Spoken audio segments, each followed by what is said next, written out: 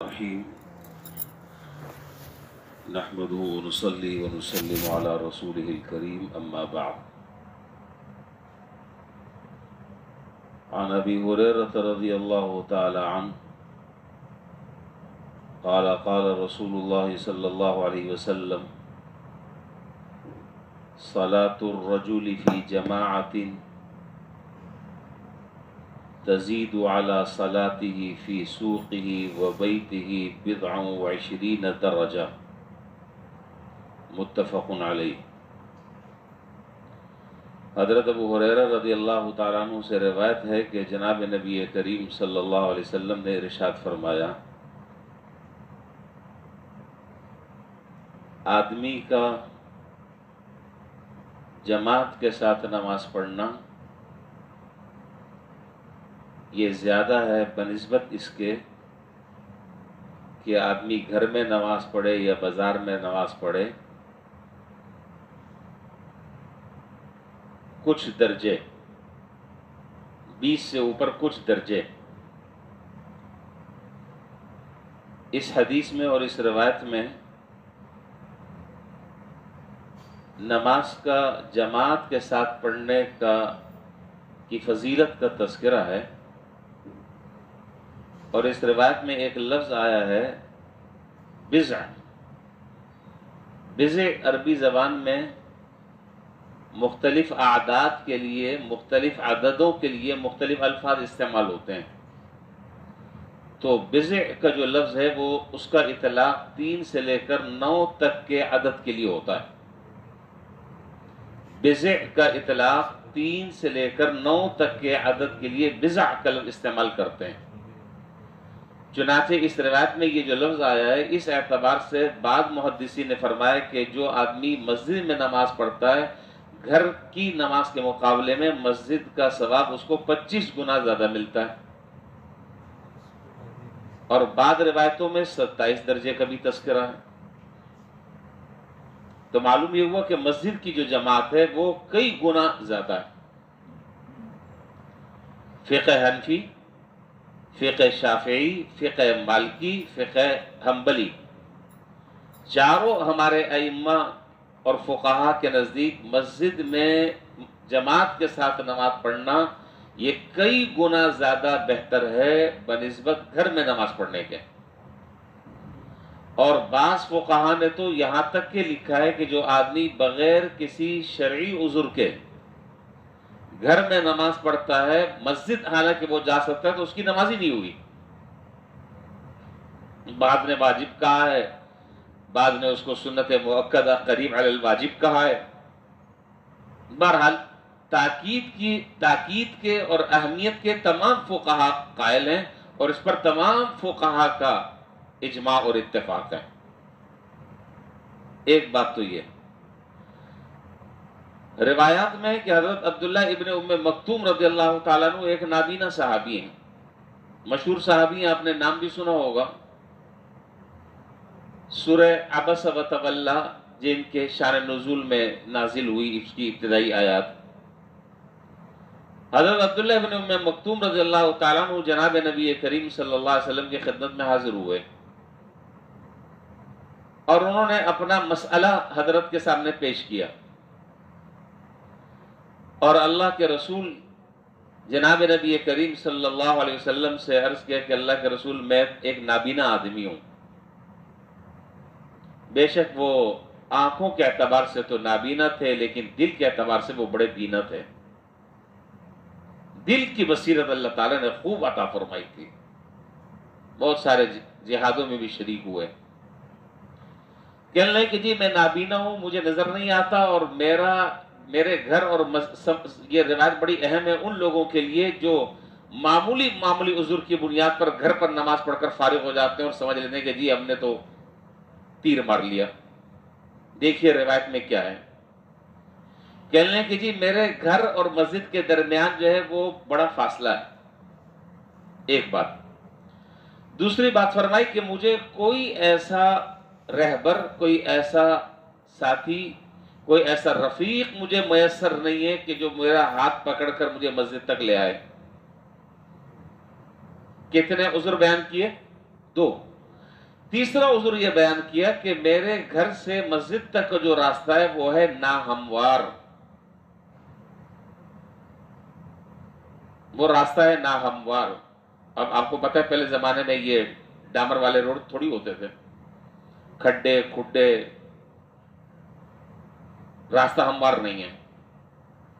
تین، چوتھا عذر بیان کیا کہ راستے میں بہت سارے درندے ہیں۔ یہ سارے اعذار بیان کر کر جناب نبی کریم صلی اللہ علیہ وسلم سے رخصت چاہی کہ میں گھر میں نماز پڑھ سکتا ہوں؟ آپ نے کہا کہ ہاں۔ جب وہ جانے لگے آپ نے صحابی سے کہا کہ ان کو بلانا ذرا، وہ دوبارہ آ گئے۔ فرمایا کہ ایک بات تو میں کہنا ہی بھول گیا اور پوچھنا بھول گیا، یہ بتاؤ کہ اذان کی آواز گھر میں آتی ہے آپ کو نہیں آتی؟ کہنے لگے کہ جی آتی ہے۔ فرمایا کہ نہیں، اب اجازت نہیں ہے، اب اجازت نہیں ہے۔ تو آپ اندازہ لگائیں اتنے زیادہ آزار، اور آزار بھی ایسے جو جینین آزار ہیں،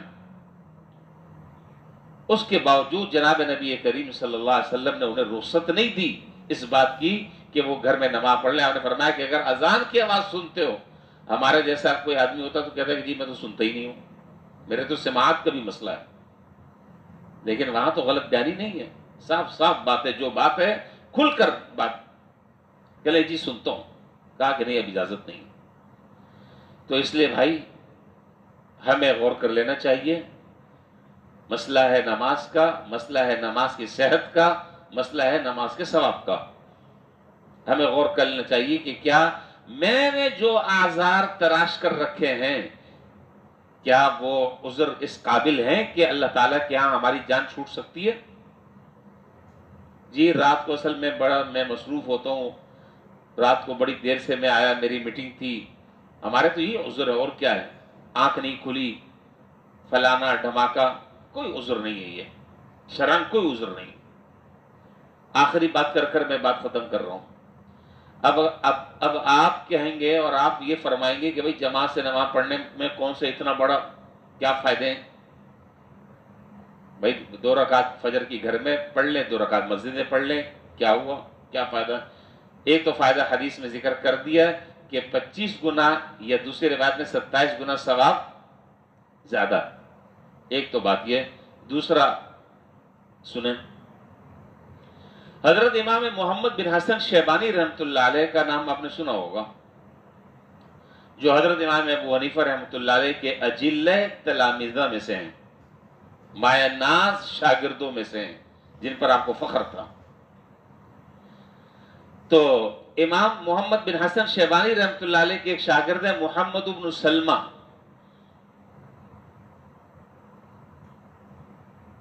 شارحین نے لکھا ہے، شارحین حدیث نے لکھا ہے کہ محمد بن سلمہ یہ نماز کے بڑے شوقین تھے، بڑے شوقین تھے، اور دعا کریں ہم سب ایک دوسرے کے لیے کریں، اللہ ہمیں نماز کا شوق ہمارے اندر پیدا کر دیں۔ یہ بہت بڑی نعمت ہے، بہت بڑی نعمت ہے جس کو میں الفاظ میں بیان نہیں کر سکتا۔ اللہ تعالیٰ نماز کا شوق پیدا کر دیں۔ اور میں اگر آپ کے سامنے ان بزرگوں کے اور ان اکابرین کے اور نیک لوگوں کے میں آپ کے سامنے تذکرہ کرنا شروع کروں کہ جن کو نماز کا شوق تھا، تو ہم اور آپ حیران ہوں گے کہ ہم کہاں کھڑے ہیں۔ بہرحال وہ بات میری لمبی ہو جائے گی، بس اللہ تعالیٰ سے یہ دعا کریں اللہ ہمارے اندر نماز کا شوق پیدا کریں، اپنی دعاؤں میں اس دعا کو لازمی مانگیں۔ اللہ تعالیٰ سے یہ مانگنے کا مہینہ ہے، یہ مہینہ دعاؤں کی قبولیت کا ہے۔ افطار کے وقت یہ دعا مانگے، سحری کے وقت یہ دعا مانگے، نمازوں میں یہ دعا مانگے، تہجد میں یہ دعا مانگے، اللہ نماز کا شوق پیدا فرما دیں۔ آمین کہہ دیں، ڈر لگ رہا ہے کہیں قبول نہ ہو جائے۔ اچھا جی، تو محمد بن سلمہ یہ امام محمد بن حسن شیبانی رحمۃ اللہ علیہ کے شاگردوں میں سے نماز کے بڑے شوقین تھے۔ ایک مرتبہ ان کی نماز کسی وجہ سے نکل گئی، ہوتا ہے آدمی کے ساتھ مختلف عذر ہوتے ہیں، نماز نکل گئی، گھر میں پڑھ لی نماز۔ تو انہوں نے سوچا کہ نماز تو نکل گئی ہے، اور میرا خیال اس بات پر یہ جتنے آدمی بیٹھے ہیں میں یقین سے کہہ سکتا ہوں، مجھ سمیت پہلے اپنے آپ کو میں پیش کر رہا ہوں، کبھی میں نے تو اس پر عمل نہیں کیا. آپ میں سے پتہ نہیں کسی نے کیا ہو تو کھڑا ہو جائے بتا دے، اس کو دیکھنا بھی باعث ثواب ہے. جماعت سے نماز نکل گئی، اس نماز کو گھر میں 27 مرتبہ انہوں نے پڑھا، ایک نماز کو 27 مرتبہ پڑھا، اور یہ سمجھ کر پڑھا کہ نماز کا ثواب مسجد میں 27 گنا ہے، تو چلو 27 مرتبہ پڑھ لیں گے تو وہ جو ثواب کی کمی تھی وہ یہاں سے پوری ہو جائے گی. رات کو سوئے، خواب میں کسی کہنے والے نے کہا یبن سلمہ کیف بتأمین الملائکہ، یہ ایک جملہ کہا، حیران ہو گئے. یبن سلمہ کیف بتأمین الملائکہ، اے ابن سلمہ فرشتوں کی اور ملائکہ کے آمین کا کیا ہوگا؟ نہیں سمجھ میں آئی بات، آپ نہیں سمجھے. اس سے اشارہ اس روایت کی طرف اور اس حدیث کی طرف ہے کہ جناب نبی کریم صلی اللہ علیہ وسلم نے ارشاد فرمایا کہ اذا قال الامام غیر المغضوب علیہم ولا الضالین فقولوا آمین. آپ نے فرمایا کہ دیکھو جب امام جو ہے وہ سورہ فاتحہ ختم کر رہے اور اس آیت پر پہنچے غیر المغضوب علیہم ولا الضالین فقولوا آمین، تو تم کہو آمین، دعا ہے نا، آمین. فإن الامام یقولها آمین فمن وافق تأمینہ تأمین الملائکہ غفر له ما تقدم من ذنبی. اس لیے کہ جب تمہاری آمین امام کی آمین کے ساتھ مل جائے گی، جب تمہاری آمین امام کی آمین کے ساتھ مل جائے گی تو اللہ جل شانہ تمہارے سارے پچھلے گناہوں کو معاف فرما دیں گے. تو گھر میں تو نماز پڑھ لی، 27 مرتبہ پڑھ لی، لیکن فرشتوں کی آمین کا کیا ہوگا؟ امام کے ساتھ تو فرشتے بھی آمین کہتے ہیں، اور پھر تمہاری آمین امام کی آمین کے ساتھ اگر موافق ہو گئی تو پھر تو تمہارا بیڑا پار ہو گیا. یہ چیز تم کہاں سے لے کر آؤ گے؟ 2700 دفعہ بھی گھر میں پڑھ لو تو یہ فضیلت کہاں سے حاصل ہوگی؟ یہ سنہری موقع کہاں سے ملے گا؟ میرا خیال جماعت سے نماز پڑھنے کے لیے اتنی بات میں نے کافی ذکر کر دی ہے، مزید بات کی میرا خیال حاجت نہیں ہے. اللہ تعالی ہم سب کو جماعت کے ساتھ نماز پڑھنے کی توفیق عطا فرمائے. اللہ تعالیٰ اس کا شوق ہمارے اندر پیدا فرمائے، اس کی اہمیت اللہ تعالیٰ ہمارے دل میں بٹھائے، اور نماز کو کبھی چھوڑنے کا تصور بھی ہم نہ کریں، نماز کو قضا کرنے کا کبھی تصور بھی ہم نہ کریں، گھر میں نماز پڑھنے کا کبھی تصور نہ کریں. گھر میں کون نماز پڑھتا ہے؟ اللہ آپ کو جزائے خیر دے. گھر میں تو عورتیں نماز پڑھتی ہیں. اللہ نے ہمیں عورت نہیں بنایا ہے، ہمیں کیا بنایا ہے؟ مرد بنایا ہے. اور مرد کہاں پڑھتا ہے؟ مسجد میں. اللہ تعالیٰ مجھے اور آپ کو ہم سب کو عمل کی توفیق عطا فرمائے. وآخر دعوانا الحمدللہ رب العالمین.